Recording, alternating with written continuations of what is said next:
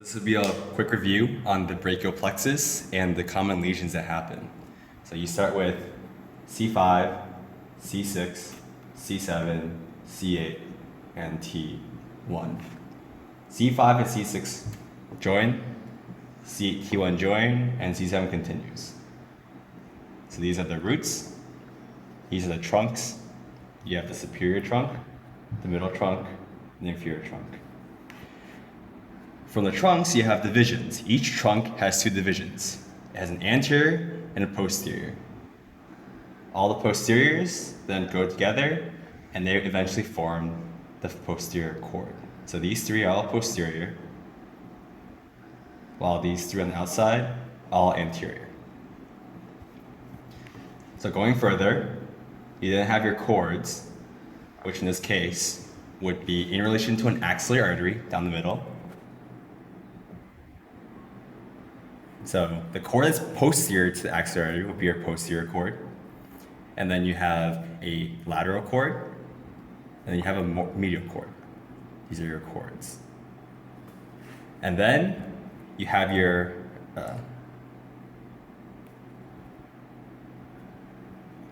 terminal branches, which include your ulna, your muscocutaneous, etc. So the one that comes off the medial cord would be your ulnar. The one that comes off the lateral cord would be your muscocutaneous. Then there's one branch that has two heads. This would be a medial. This would be your medial head of your median nerve. This would be your lateral head of your median nerve. You also have two more that come off the posterior cord. You have your radial and you have your axillary. All right, let's go off the other stuff that come off the brachial plexus. Up top, you have from C5, C6, and C7, you have your long thoracic. Coming off to C5, you also have your contribution to your phrenic, and you also have your suprascapular.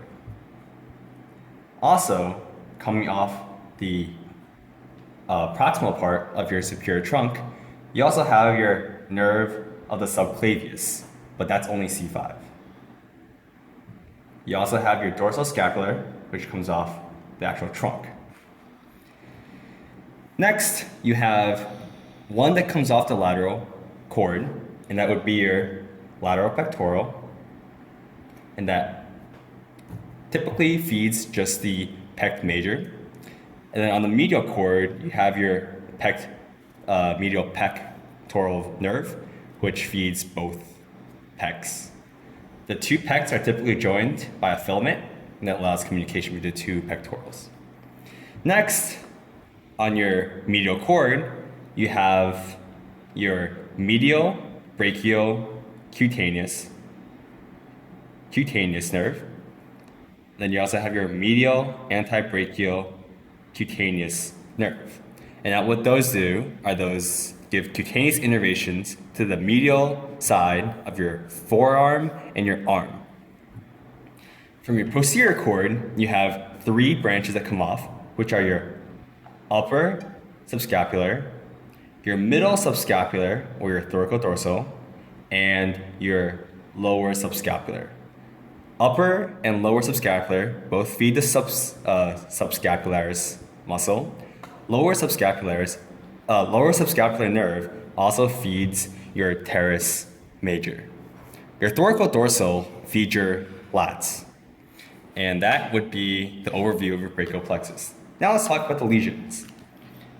You have 9 common lesions that occur on the brachial plexus.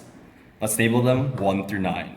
So you have one that occurs on your superior trunk, one on your inferior, one on your posterior cord, one from the long thoracic, one from your axillary, one from your radial, one from your muscocutaneous, and one each from your medial and your ulnar.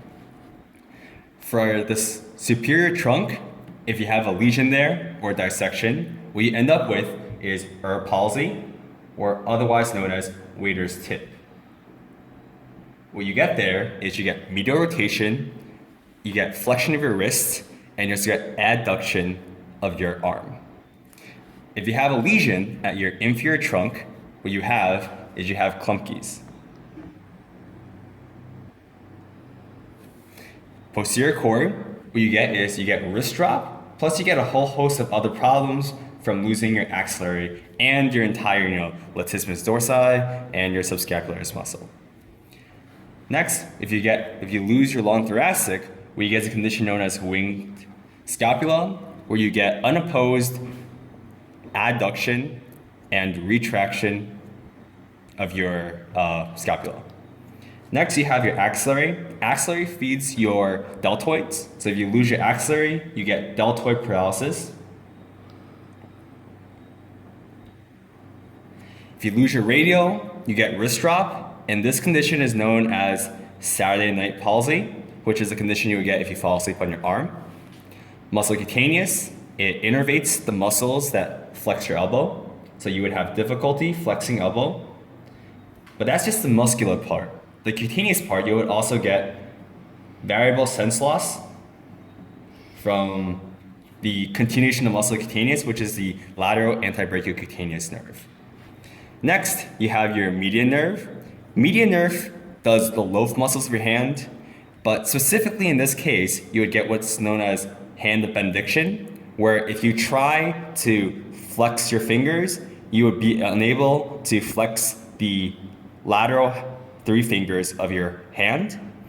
And on your ulna, what you have is you would get a condition known as ulnar claw, which is where you try to extend your fingers, but you're unable to extend the medial 2 fingers. Also, the ulna feeds the intrinsic hand muscles, so you would be unable to adduct or abduct your fingers.